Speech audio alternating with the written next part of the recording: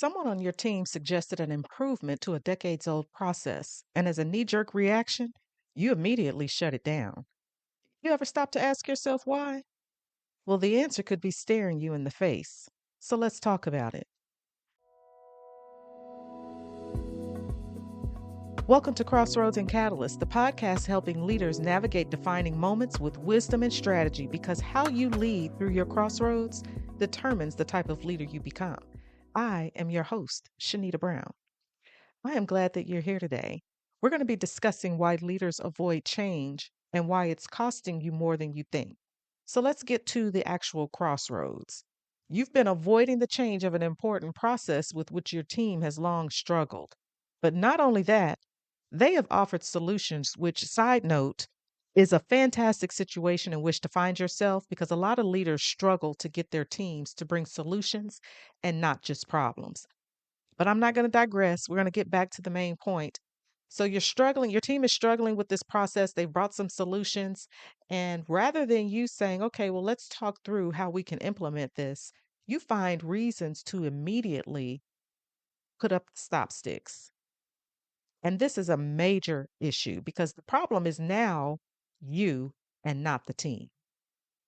And so if you find that you're struggling with this very situation, I want you to send an email because I want to feature it in a Crossroads spotlight. So I want you to take a look at the show notes when you get a chance and click the link and submit your scenario.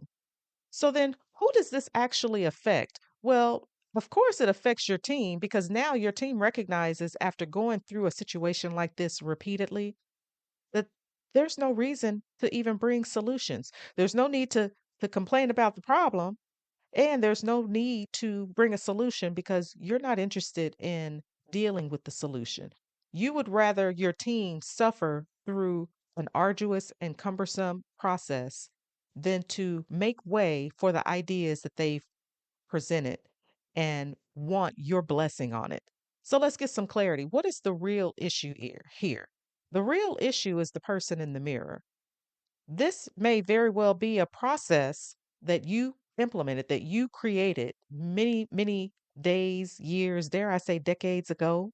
And your concern is how will you look? Maybe they've come up with a different process that actually is better, but rather than admitting that they have a solution that actually works for the context in which they're operating, you're busy trying to protect what you consider to be your identity. And what you have done is you have wrapped your identity inside of this process. And the two are not the same. You are not the process, and the process is not you. What worked at the time that that process was implemented was probably perfectly appropriate for that time. But technology has advanced, people's skill sets have become enhanced, and now they've presented something to you that is actually workable. And rather than working with them, you're working against them. And so you do not endear your team to yourself when you begin to demonstrate this type of behavior. So, what you really have to ask yourself is why am I doing this? Well, like I said, I just gave you one response because it's all about your ego. But then, of course, there's always fear because fear undergirds a lot of the reasons as to why we find that we cannot move forward with suggestions that other people provide to us as to something that can be made better, especially if it's something that we created originally. It doesn't feel good quite often when someone brings something to us that will completely override process that we created. And I can tell you, I've been on both sides of this issue. I've been the employee making the suggestion. I've also been the boss to receive the suggestion. The deal is, I can tell you with one situation, I was in a particular role. I had assessed that, oh, we have some opportunities to bring in some technology to really enhance the overall process and the satisfaction of the end users who are required to use the technology. Well, no sooner than the words came out of my mouth, I had three objections that were presented to me, all of which the reason to to rebut. I could rebut every last one of the suggestions, and think that this person even realized that this is what they were doing because I did present it to them, and I said, "Hey." when I presented information to you, you basically shut me down as if you were not at all open to the suggestions and the improvements that I was recommending. And the response was, well, that was not my intent. Well, the problem is, it doesn't matter what your intent is. What is actually communicated when you shut people down is that you don't want to hear it. Their ideas are no good, and just continue on with the status quo, business as usual. And so, the fastest way to alienate your team and to prevent any additional thinking of ideas and implementation and innovation, well, you can throw that out the window because they're no longer interested. If you do that repeatedly, and if you have done that repeatedly, your team has already received the message that what they think does not matter and that it's all about you. So, for the Sarahs and the Johns out there, you've made it the Sarah show. You've made it the John show because it's all about what you think and what you want to do. Doesn't matter that your team is suffering through processes that might easily be overcome, and it might not even be a situation about spending money. So you can give up the reasons as to why you want to shut this down because of money or getting buy-in from everyone else, because the probably the entire team has already thought about these things, and maybe they're funneling them through a spokesperson on the team who actually has the courage to mention this to you, and maybe repetitively, only to be shot down again. Not a good place, right?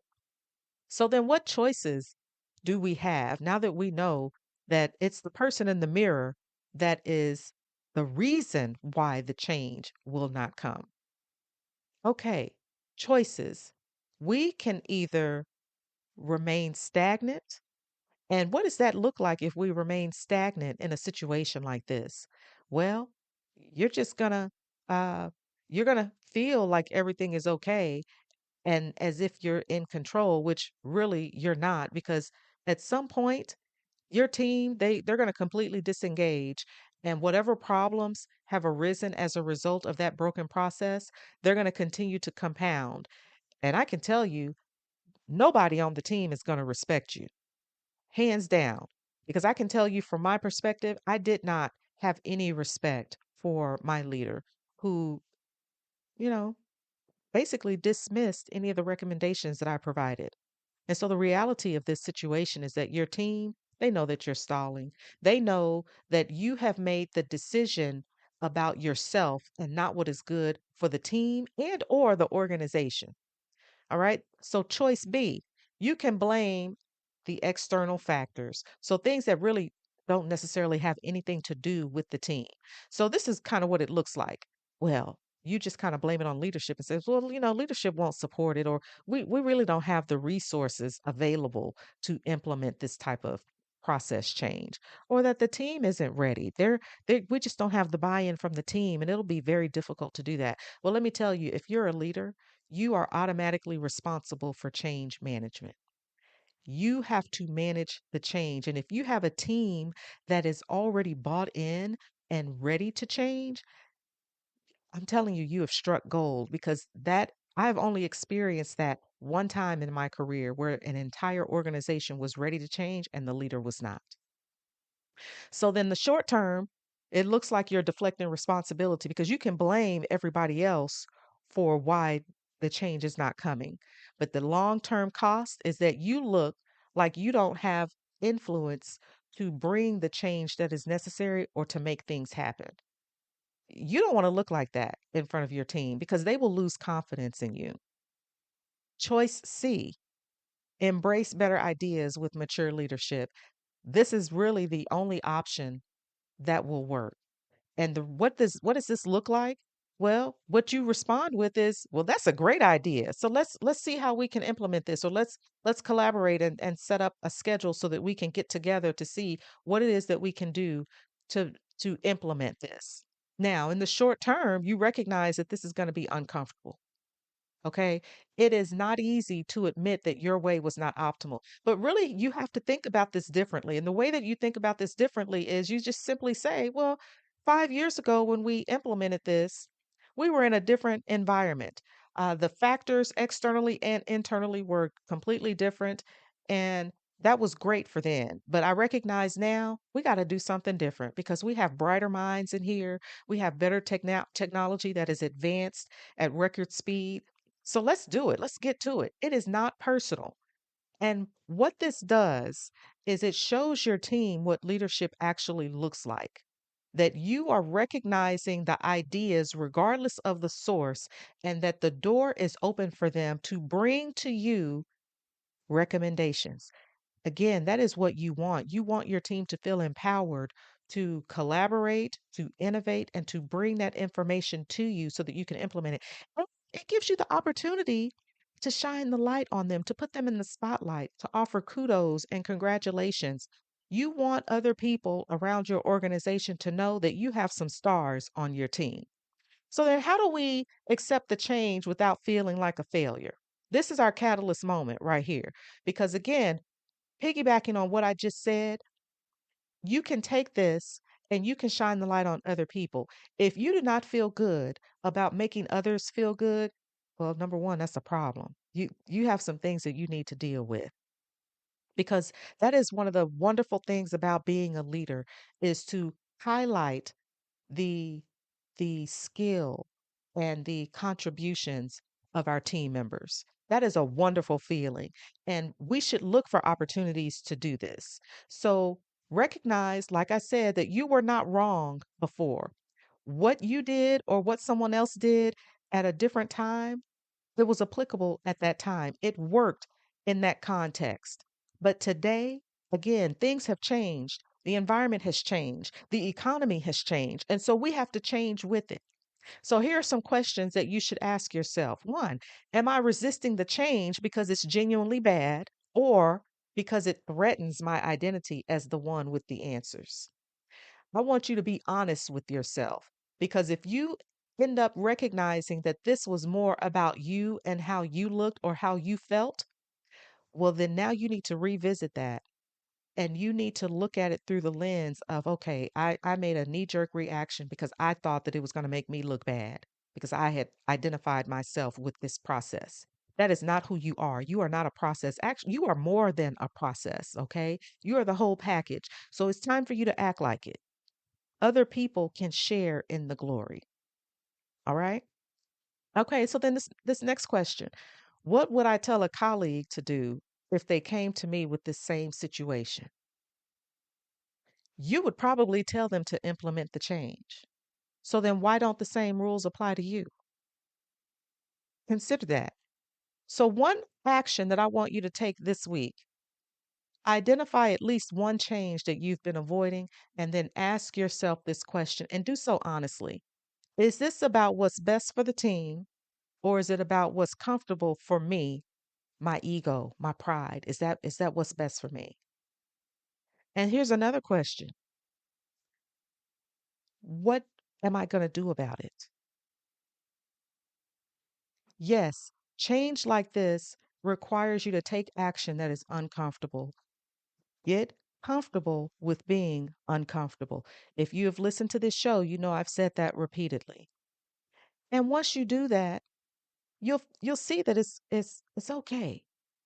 You'll build rapport with your team. They will begin to see you differently. But you're going to have to do this for the long term. It can't just be one time and then you revert back to your same knee-jerk responses. So take action and watch what happens. If you want additional detailed strategies for how you can build a culture where you're embracing change, well, then subscribe to the Catalyst newsletter. So check out the link in the show notes. So at the end of it all, the change that you're avoiding is not about timing or resources, okay? It's about whether you can let go of being right long enough to do what's best. And all of us have to work on this on a regular basis because if we had to do anything with building out a process and now that whole process or system is being uprooted, well, you're going to feel some kind of way about it. And I'm not telling you not to. But what I am telling you is that you're going to have to move beyond that so that you can make advancements. You can't do this and try to maintain job security thinking that it's going to be great if we just continue business as usual, because you might find that you're on the end of that chopping block and you might be the one that's cut. That's not where we're trying to go with that. All right. So if you're facing a change that you've been avoiding, submit your situation.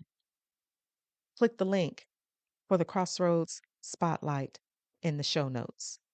We have reached the end of our episode. So until next time, be thoughtful, be wise, and be strategic. And remember, crossroads reveal who you are, catalysts shape who you become. Every decision matters, so make it count. I'll talk to you next week.